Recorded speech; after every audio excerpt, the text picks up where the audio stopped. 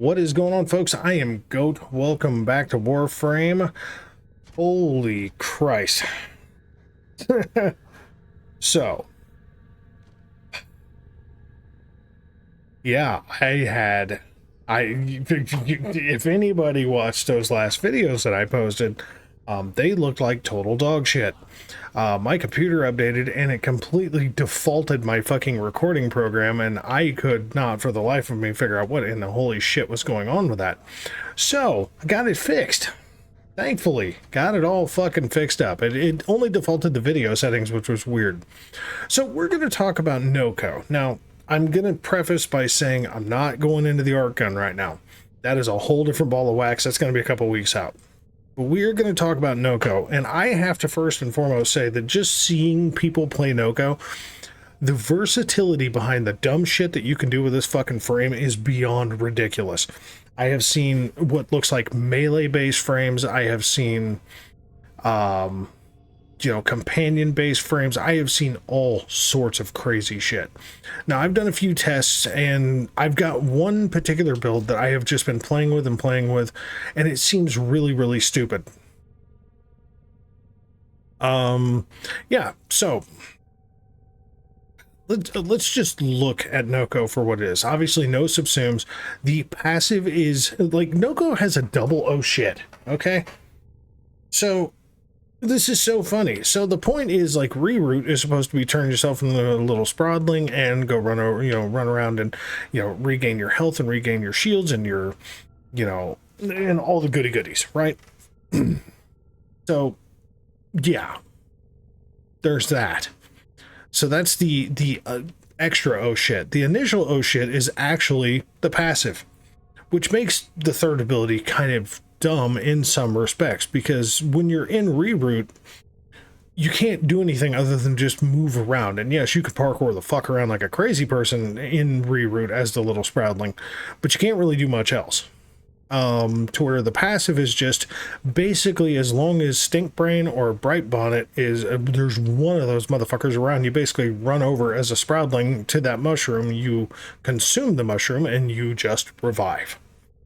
So unless you let all of your mushrooms just disappear after their duration, which is that's a skill problem at that point, let's be honest. I think that's a pretty easy thing to say.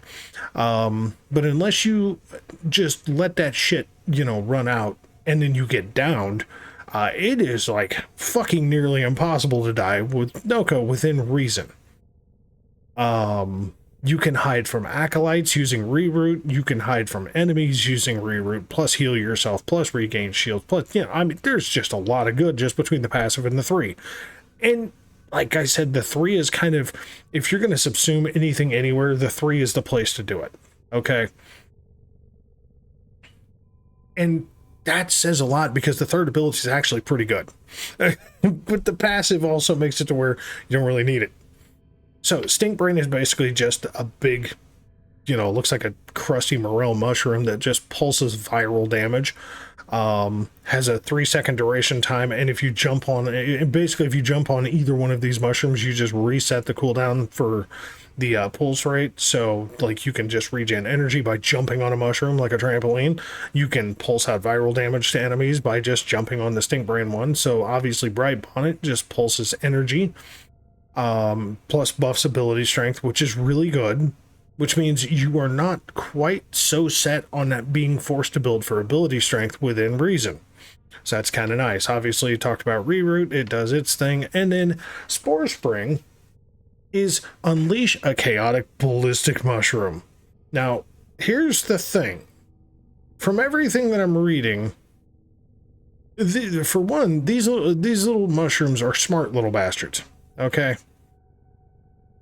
And they basically just build up damage per bounce. So they start absolutely wrecking enemies. Now, they only bounce up to like 10 times. Yeah, max bounce is 10 times, but each bounce they gain 25% critical chance. And they have an explosion radius. And you can throw 3 of them at any given fucking time. So it's pretty good time, okay?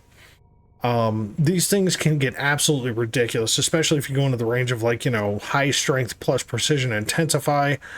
You can really do some dumb shit. I have done all sorts of shard swap outs and all sorts of weird shit, and yeah, it's a good time. But I decided not to go that way. Technically, and this is a huge technically, the 4 is actually a summon. Now, it's not your normal summon that is like guided by anything, but because it actually has its own smart AI to it, it is a summon. So you can actually do something like Summoner's Wrath. Now, this is completely unnecessary. I can honestly tell you that I don't think it really fucking matters what goddamn aura you put on this frame. Like,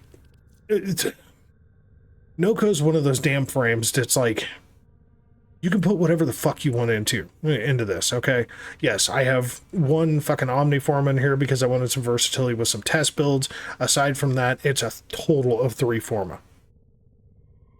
So if you wanted to do a Vazir in there, you can. I wouldn't suggest it. I would suggest if you're gonna do this, do an Omni, just because it'll give you a little bit of versatility with the build.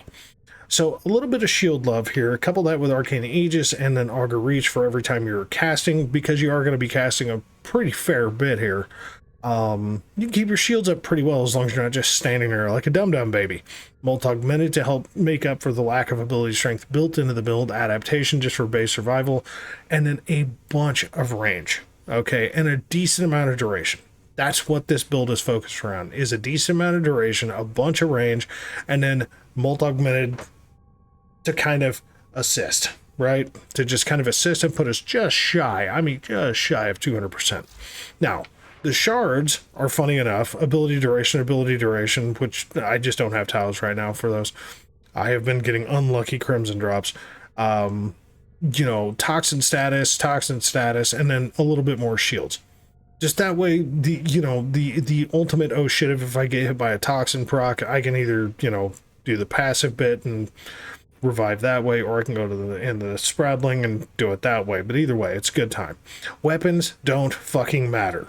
The only thing that I would suggest is probably Worm or Worm Prime. Don't really need it per se, but it is a little helpful to just not be so focused on having to constantly regen your health if shit sneaks by adaptation. But again, that's quite up to you. So I'm going to turn my fucking volume up because I turned that shit down because I was chit-chatting with people. Talking through stuff while I was doing builds. So, we're just going to go to a mission. And it really kind of doesn't matter what mission. I mean, I could go to Ani. I mean, I could go to fucking... Here, you know what? We'll just go to Sedna. Well, I will say this. Like, I've had a few people message me about why don't I go to Tab more? So, Tavwini on Kuva Fortress. And the truth of it is that I think Tavwini kind of, depending on where you spawn, it kind of plays the game of the cake as a lie in some ways. Because if you get like a whole bunch of tunnels and then you have an ability-based frame, you're going to have a really high KPM usually. Because those abilities just have nowhere to go but hit enemies. So something like Nokko is just going to bounce all over these fucking tunnels and just annihilate everything and have a stupid high KPM. Now my average KPM for Ani and you know, and like Selkie and stuff like that has been somewhere between like 115 to 140 range, just depending on how the spawns work and what map I get. I went to Tav and I ran like a 170. So like, that just speaks the volumes of just how you can just kind of group up and just almost spawn camp fucking enemies. Just saying. The art of combat. So the funny thing is that we pretty much just get to the point to where if you find a very, very short ceiling like this, I know this is dizzying, but look at my energy. Boom, full of energy. So, Nokko is best used in a lockdown area, but not necessary. Because the little mushroom balls love just tearing shit up. Wow, wow, wow, I'm trying to fucking die here. Oh yeah, see, like, just for proof positive, okay? Okay, can you assholes stop for just a minute? See? They can't see it, right? So you just come over here, put them to sleep, drop your little happy mushroom here.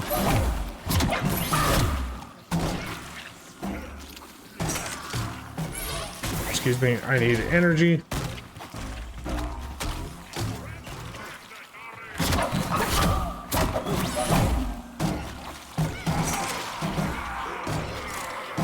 It's like I said, the fucking weapons just really don't matter.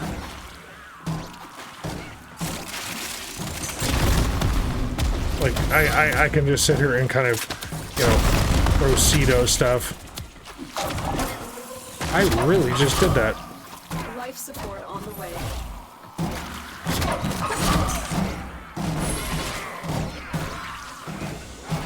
So this is what tunnels do for you. Tunnels give you, you know, other than me fucking around for like 30 seconds at the beginning of the goddamn mission, tunnels give you some interesting shit.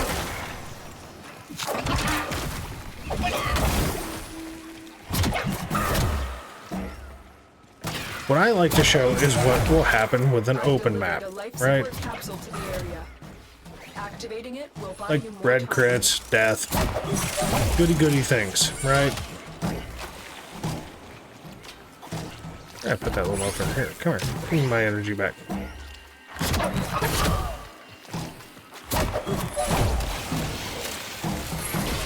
Robius thinks he's funny.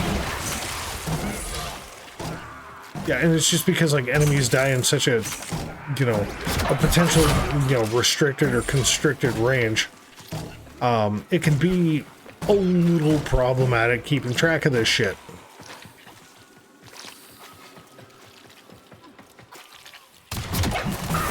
So like, the problem that you run into is quite simply, you know, we get the little bouncy mushroom dudes that are just over here fucking people up. And yes, the damage will range anywhere from like 16k, like all the way the hell up to, you know, in the range of like 1.5.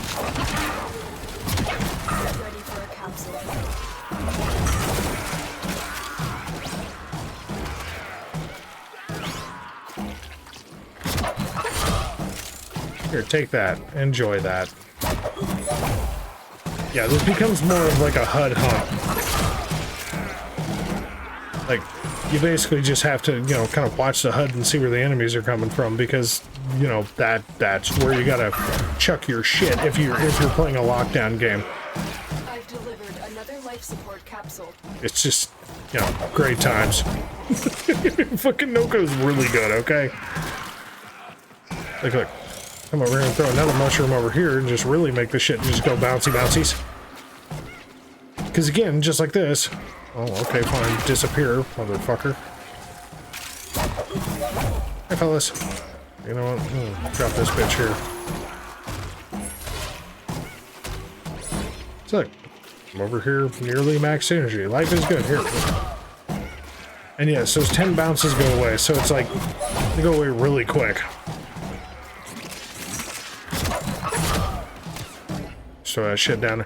It's just like chucking somebody's baby down a hole. Man, it's just fucking funny.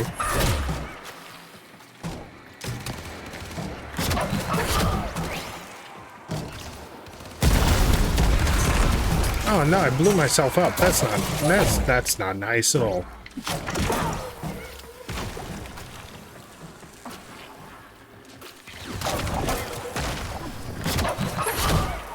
Everybody just go to sleep and die, okay?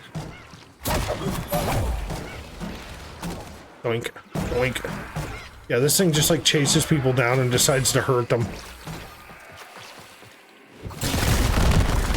What's really funny is that if you get any one of the acolytes, you can just basically play hide and seek. Life support capsule is now available. So here comes an acolyte, right? So we're just gonna recheck this. We're going to rechuck this. We're gonna chuck this motherfucker right here, this motherfucker right here, and then we're just gonna go this. Watch Torment just die.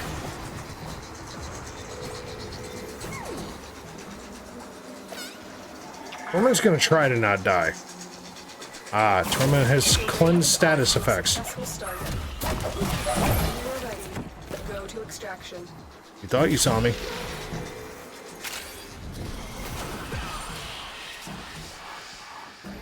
Yeah, so like absolutely screwing around. Okay. Quite obviously screwing the fuck around. Not doing anything bonkers.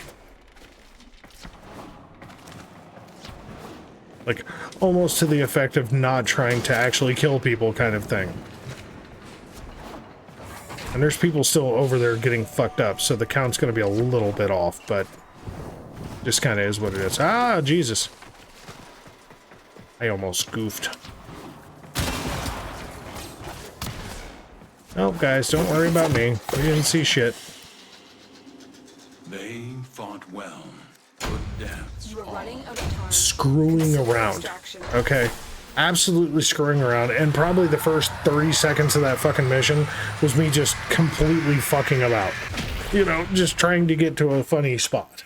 So, you know, like I said, I like to show the larger areas because the KPM isn't always what you think it's gonna be. You know, you get a really good enclosed space, and yes, you will kill a buttload of enemies. Because the little balls, you know, the little mushroom dudes that you throw with the fourth ability are just really fucking smart. Like, for once, we have like a summon thing that we throw to do damage to an enemy, and it's actually seeking the enemy. Like, I've been sitting here weighing when the last time we had a frame drop this good, and the last two that I can think of is Dante and Calervo. Like, both of them were just like, you got the fucking frame and you went, damn. You know, and Calervo's a little loosey-goosey because a lot of people don't like running, you know, his fourth ability. Nokko is just like one of those frames. You don't have to subsume shit. This is such a perfectly synergized setup, but you can. Like, you've got the option of just pulling reroute right off the fucking build and going, but reroute is so funny because, like, you know, if you get something that could totally wreck your shit, you could just stop and go, I'm just going to become an invisible mushroom dude that you don't realize is standing right here. Well, my bouncing mushroom guy is just here to wreck the fuck out of you. So it's pretty funny. Either way. it's fucking hilarious. So either way, it's good time. Nokko's really good. I have been enjoying the shit out of Nokko. I think overall it's a great kit design. It's far better. I said I thought Nokko looked like it was going to be fun, looked like it was going to be a good support frame, and is in a fashion just with the energy regen alone. It's decent enough support, but honestly, Nokko is a very good standalone frame. So yeah, I'm a fan. Definitely a fucking fan. Yeah, next video is going to be Oberon. The Oberon rework. That is something. So folks, I want to thank you very much for watching. As always, catch you in the next one.